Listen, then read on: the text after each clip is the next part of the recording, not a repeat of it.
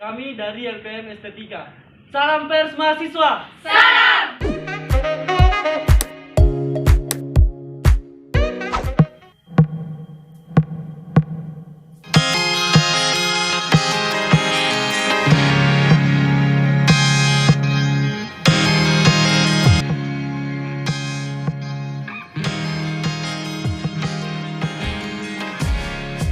Gambarnya ini ada rubrikasinya.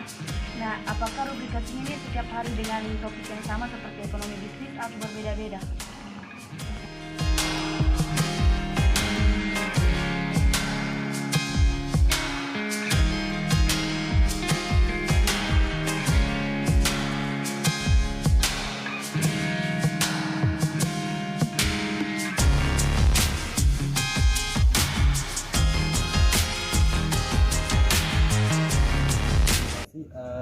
Kami dalam rangka untuk memperkenalkan kepada anggota baru LPM Estetika mengenai cara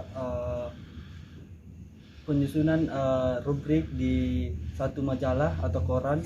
Bagaimana juga teman-teman dari anggota baru kami ini paham mengenai dasar-dasar dari jurnalistik yang disampaikan oleh kakak-kakak di Fajar ini.